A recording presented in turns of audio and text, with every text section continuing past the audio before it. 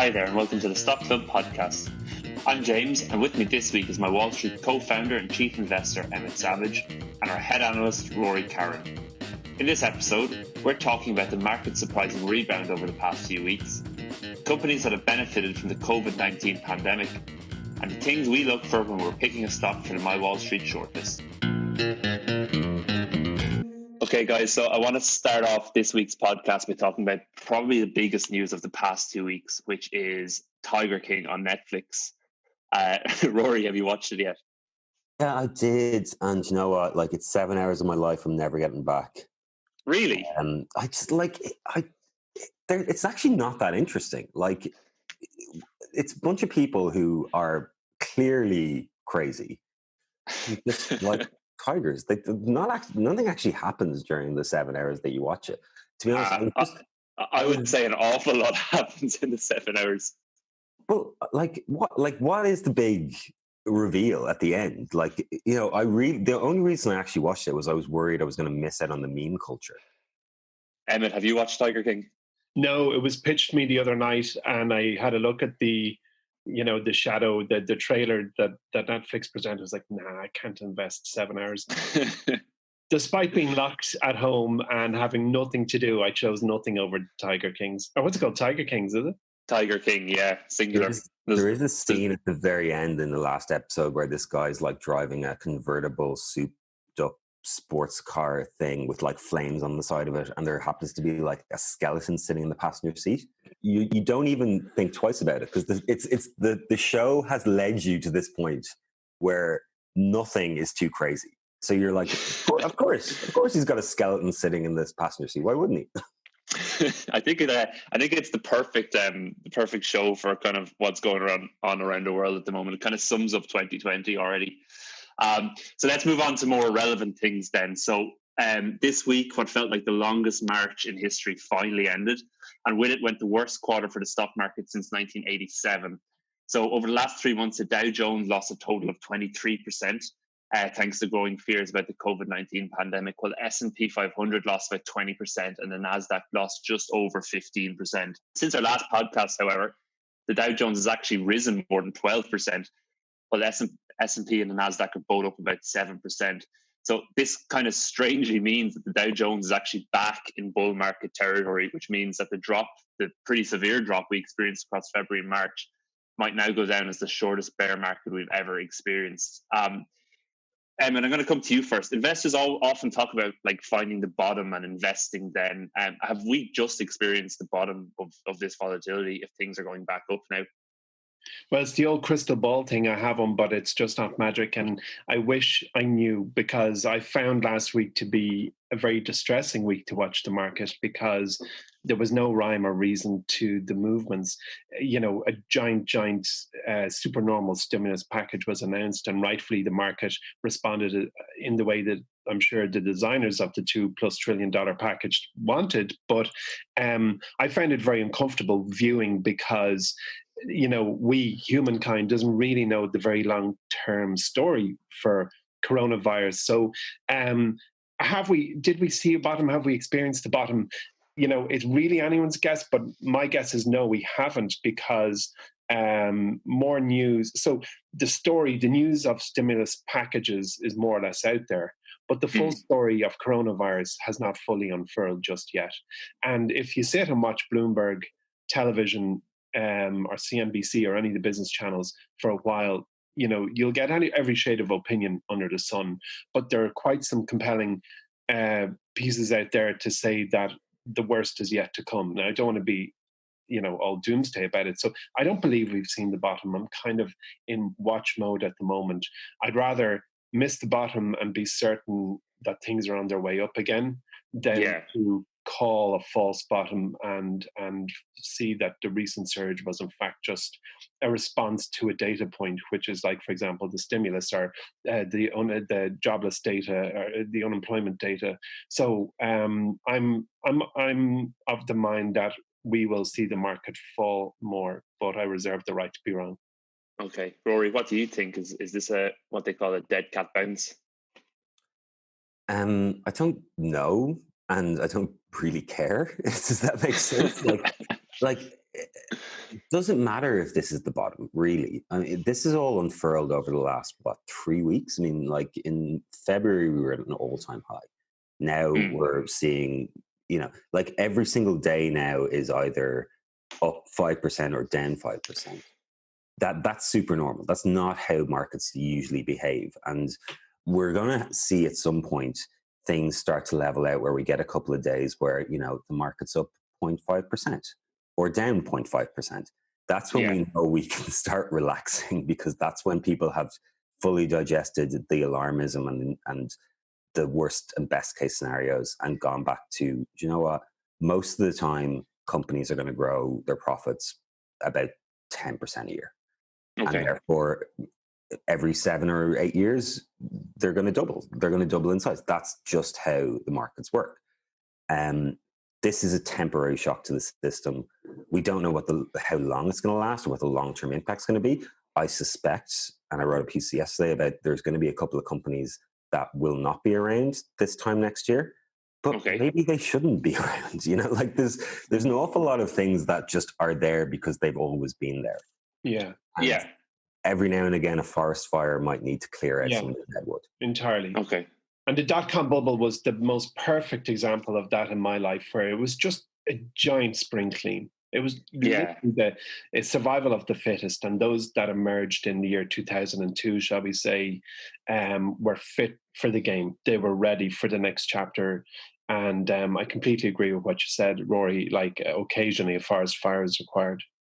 The pessimists or like the most pessimistic viewpoint is that there's actually a systematic failure here, that we didn't see, that QE or low interest rates were causing this massive bubble in terms of in stock price equity. And they could be right about that. That's absolutely like a genuine concern. But markets are by their nature always pushing the limits. That's what they do. If you're not going far enough, you're not really in a free market economy. We're always testing the next point of breakage, but we recover, we figure it out, and we start going again. That's the way things work. So to go down to maybe a more granular level then, so one of the biggest industries that's been impacted by this pandemic has been the dine-in sector, obviously enough, because many cafes and restaurants have been forced to close down. However, an offshoot of this has actually become a beneficiary, which is the food delivery sector. So the likes of Uber Eats and DoorDash and those companies. Rory, we've spoken before, in simpler times perhaps, about how these companies, they were loss-making ventures, and it was very hard for any of them to carve out a lead in this industry. But could now, when people can't go to restaurants, could this be, food delivery's big moment? Under normal circumstances, food delivery is a terrible business to be in. Like, it's just awful. Like, at some point in the last 10 years, we were all sold this lie that it was economically viable for us all to have a personal driver, and that we could literally have whatever we want delivered directly to our door for the cost of a cup of coffee. That actually doesn't work. Like, it works in the sense of, like, if you're the receiver of it, you're benefiting greatly. But if you're an Uber driver or an Uber Eats driver or a Grubhub driver, you are literally living on the edge of poverty, and certain shareholders are making a lot of money off your misery. Like, that that will never survive over the long term. The fact that now we are in a global pandemic where people can't leave their homes has actually made food delivery a very viable business. So, would I invest in it? No, because it's not going to last. This will not maintain. But look, they bought themselves a bit of time to try and figure it out, I suppose. The things will change after this. We won't go back to the exact same way we were. Yeah. But are we all going to be staying at home when a vaccine's created and we're not worrying about COVID-19 anymore? Probably not. I think no. And look, it's restaurants hate it. They don't make nearly as much money off as they do from serving in house, or even by just having like a pickup delivery system. And it overruns their kitchens. And Travis Kalanick is sorting out this kind of cloud kitchen business where you have dedicated kitchens that only do food delivery.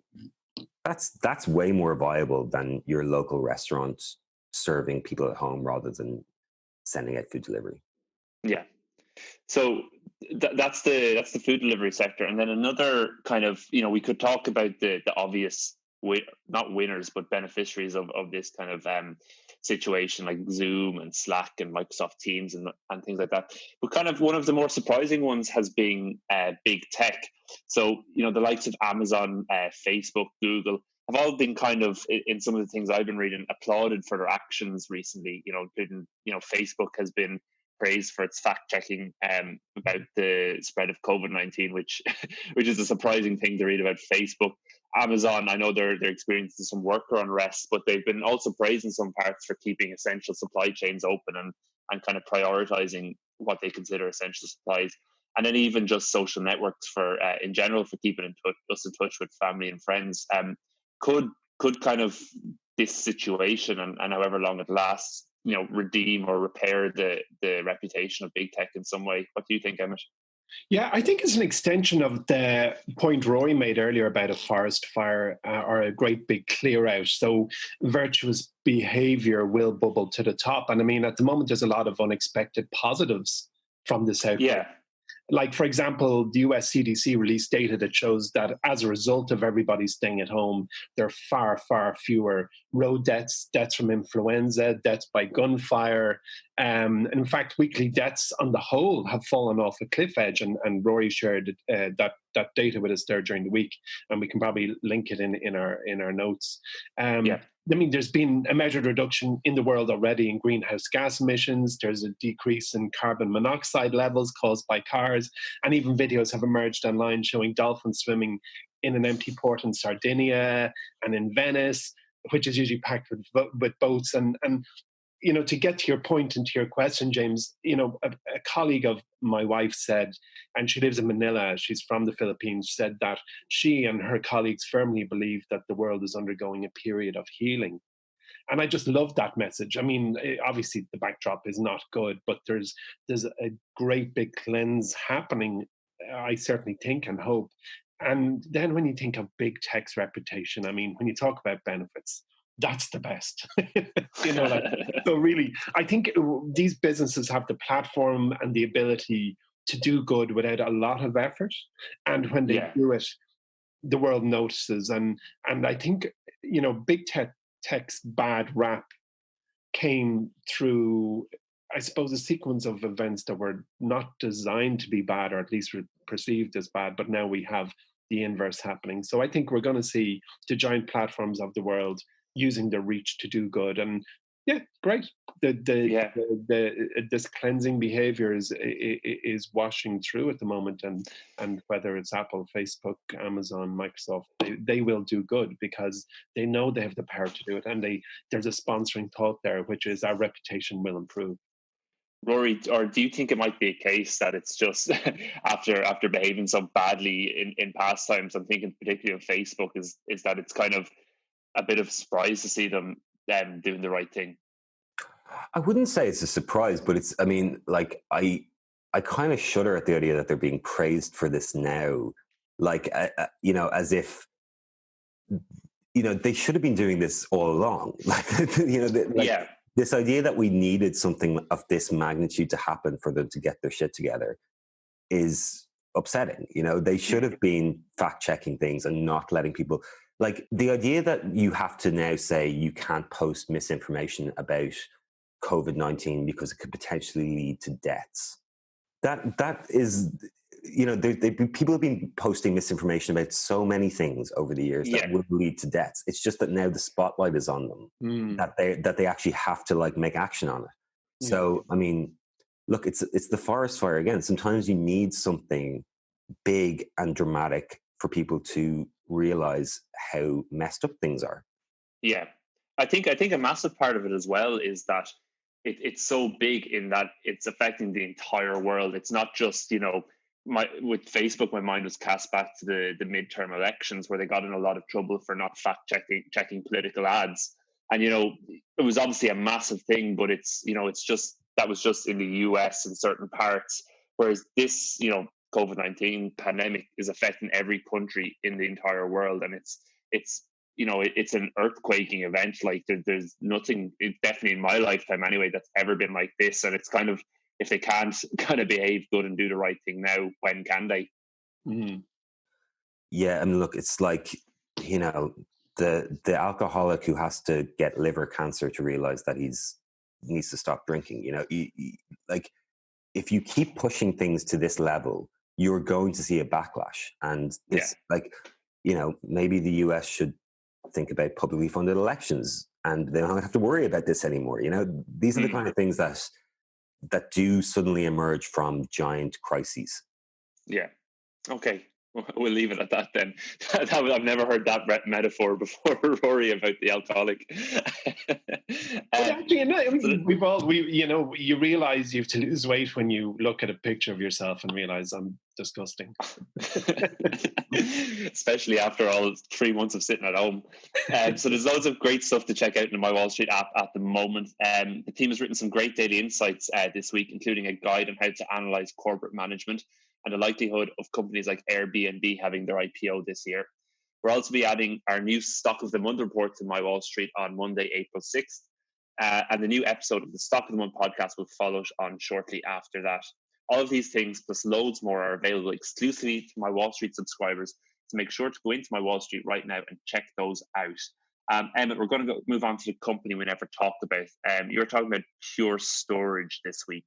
I am. And as you know, this is a company where we generally descend to playing rock, paper, scissors in order to decide who's going to dive into the latest results. Yeah, this is a perfect Peter Lynch boring company, I think. It is, yeah. Well, I actually asked, for the shortest straw this week, and I am making this broadcast of my own free will. Neither I nor any of my loved ones have been threatened by any of the other analysts in MyWallSt. And so I wanted to do this because Pure Storage was one of those, I suppose, partial enigmas from our shortlist of great stocks. And I suppose top line don't read, having dived into the business and reacquainted myself with the moving parts or not moving parts, and the geeks of the world laugh.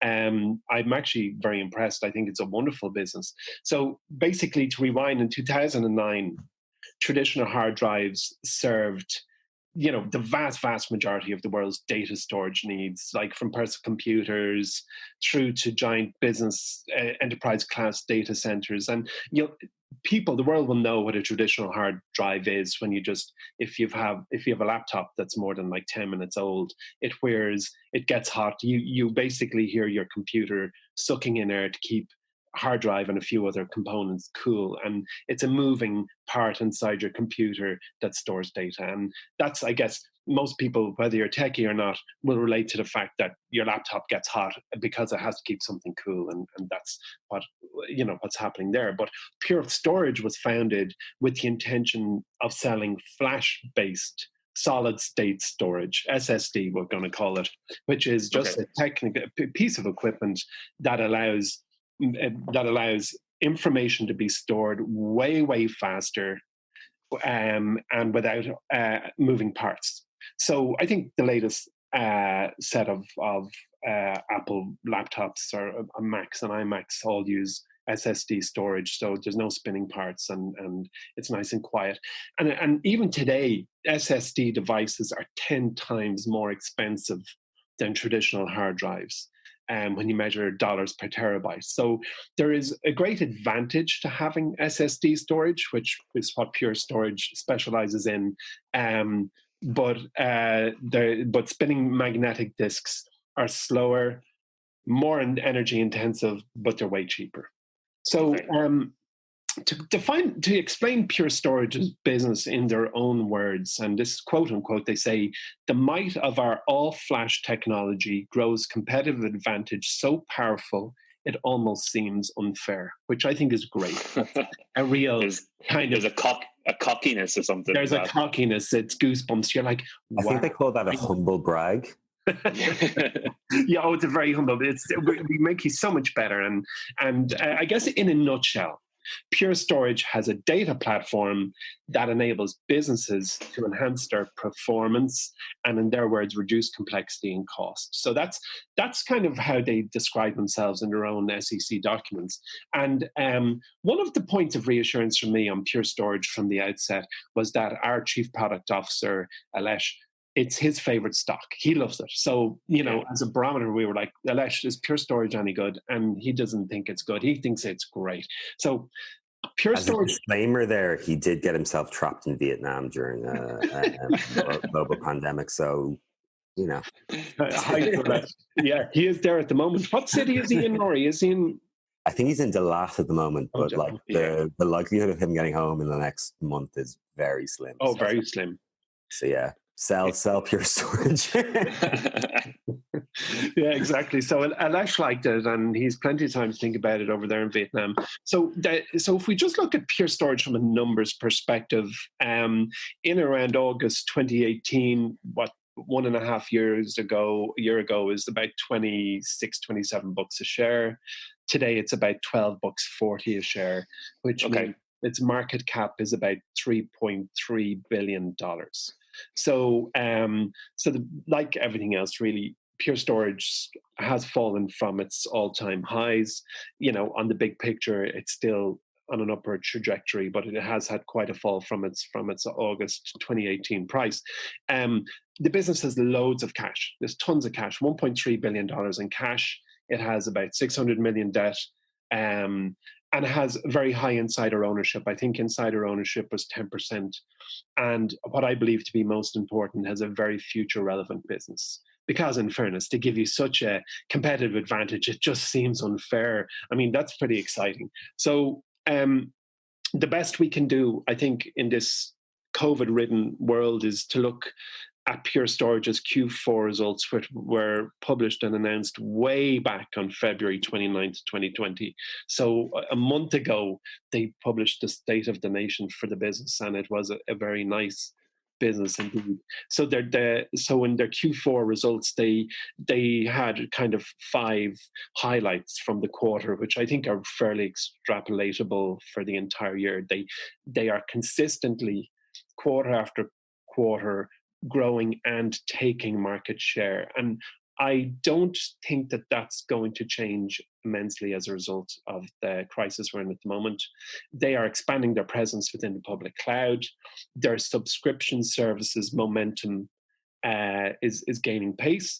They have all types of innovation that they're talking about, and they still say that their data experience is still the most modern and most relevant for businesses. So if we just kind of dive in, the business is very future relevant. It has plenty of cash to ride out the world we're in at the moment, the crisis we're in at the moment, and it has a total of, so its total number of customers, when you think about it, might seem underwhelming. They have 7,500 customers, which is not a huge number when you think of it as a $2.3 billion business.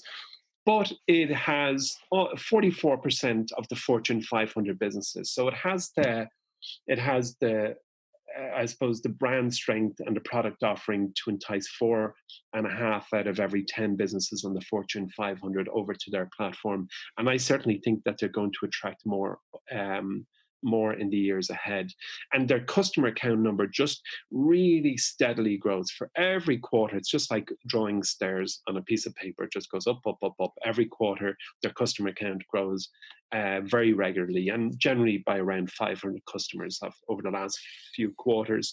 Their revenue is on a run and is up 21% in the last quarter, and they've tons of deferred revenue, which is great. Customer lifetime value is high.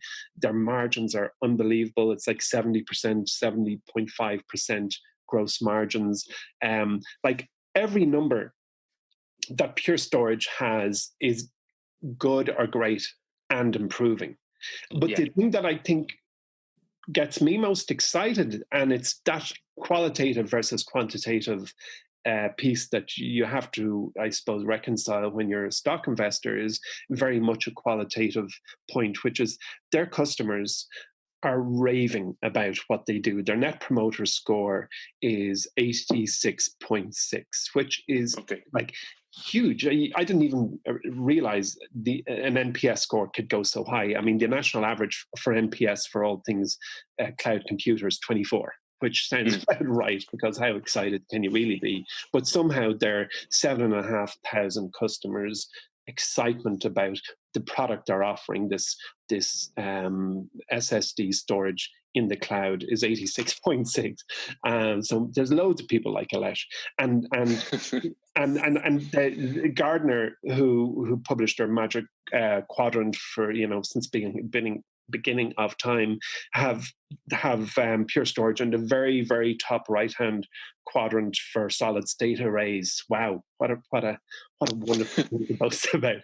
So what an accolade, yeah. What an accolade, exactly. So I've become, in the researching of Pure Storage, in reacquainting myself with what they do and why they're different, and looking at their most recent numbers.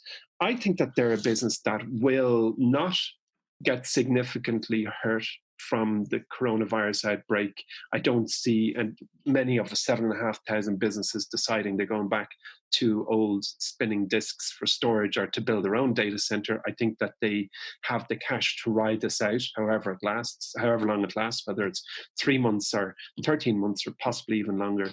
And I think that the fact is their customers, they're not your average, the decision maker for Pure Storage doesn't look like one of the four of us here on this. I include Luke, but it is Alesh. Alesh understands the finer points, on the decision, and I think it's a really attractive business. And the fact that it's just been hammered down, I've put it into my shortlist of 50 companies at the moment that I'm quite interested in investing in in the weeks and months ahead. So that was Pure Storage, our company we never talked about. I hope you're listening in from Vietnam, Alesh. You got a great shout out there in your recommendation of You're that. pushing that as like something that, like, just because Alesh likes something, you like it. Like, I mean, that would actually be a turn off for me. I wouldn't want to be a member of any club that would have him. Right, let's move on before there's a HR incident. Jargon Busters. So Stephen asks us on Twitter, what screener criteria do we have for the stocks considered on the MyWallSt shortlist? Rory, I'm going to come to you. What are the general things we look for, I suppose, to boil down the 7,000 or so publicly listed companies into a more manageable list that we might consider to add to MyWallSt? So to start off with, it's probably easier to say the things that we avoid, because so there's certain industries that we'd never go near. We don't recommend any pharmaceutical companies. We don't recommend any big banks. We don't recommend any big energy companies. The thought process behind that, and Emma, correct me if I'm wrong, but like, there's an expertise level there that you need for those industries that I don't have. And Charlie Munger said, we have to deal in things that are understandable to us. We need to. The starting point has to be, can I understand how this company operates? Yeah. So that cuts out a huge amount. You've already killed off 90% of the companies out there when you ask if we can understand what they're doing, because there's just certain things that we don't know. Then you're left with what happens to be a bunch of mostly kind of consumer-facing companies, some B2B companies, some B2B2C companies, and they're more understandable. You can kind of, even if you don't interact with them personally, you probably know someone who does interact with them in some level. And then we look for the things that define a good company, and that's, do they have an economic moat? Is there a reason why this company should exist today? Or is there a reason why this company will be here in 10 years and another company won't be, just come in and take them over? Do they have good managers? Do they have people that we trust? If you listen to an earnings call, do you feel this person is an honest person with integrity? That cuts off. You're getting down now. You've cut 7,000 down to quite a small number with just those checkpoints. Mm-hmm. And then it's just kind of, what do you believe in? Do you believe this business is important?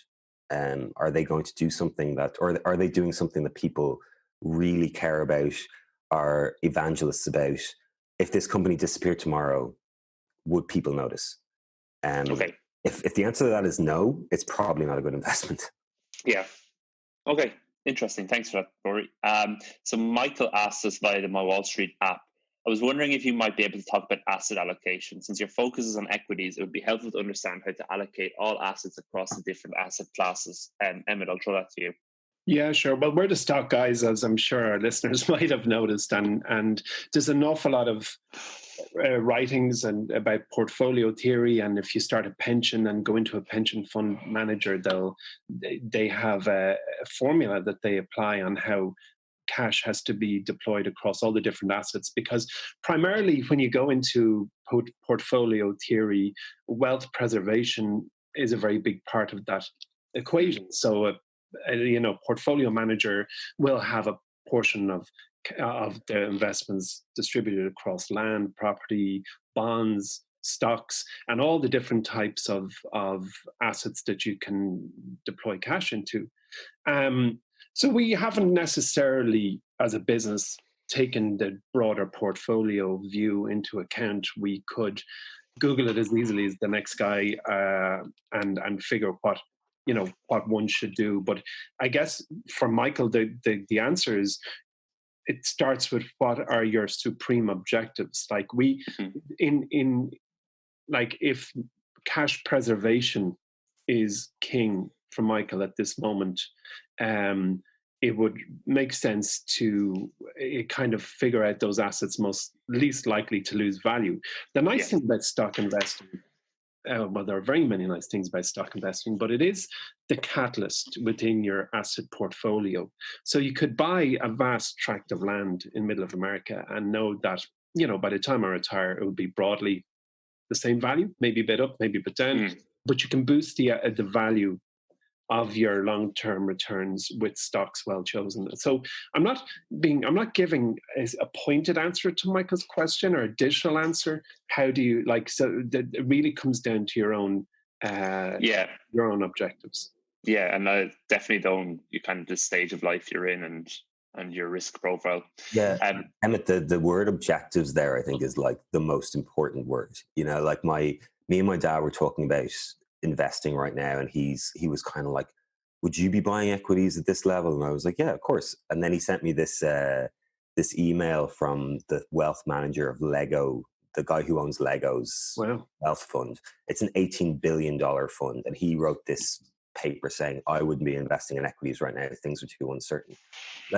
There's two types of investors in the world. There's the ones who are trying to get rich, and they're the ones who are trying to stay rich. If I had $18 billion right now, I wouldn't be buying stocks like that. I just wouldn't. I'd be like, why bother? Stay off field at the moment. But this is the time when people who are trying to get rich are going to pick up some serious bargains. Yeah, Rory, I'd say there's a lot of things you'd be doing if you had $18 billion right now. So that's the end of Jargon Busters. Let's move on to the elevator pitch then quickly. So a lot of people suddenly have a lot of free time on their hands at the minute. So what I asked you guys to do this week was pitch me your favorite investing podcast that's not Stock Club. And the disclaimer here is you can't make it too good of a pitch. But is there any other podcasts you listen to that are not Stock Club but are good for the kind of the common investor? Rory, go with you first. There's plenty. Got to give a shout out to Jason Moser, whatever podcast he's on. I'm always listening. There's a guy called Scott Galloway who is professor of business in New York University. He's great. If he's on one called Pivot with Kara Swisher, and I think he's just released his own one. His insights into businesses are brilliant. I listen to him religiously, and you should too. Big fan of Scott Galloway. He's got a great blog, and his Twitter feed is usually fantastic as well. It kind of keeps you up to date with what's going on. Emmett, what about you? Yeah, and I'm actually more of a reader than a listener. I think it was David Walliams, the author, said I've written more books than I've read. I might have recorded more podcasts than I've listened to. But yeah, I do like Pivot. I've listened to Pivot podcast on many occasions. I'm a big fan as well. But I'd have to go with Rule Breaker Investing by David Gardner, who has been a mentor to me for a long time.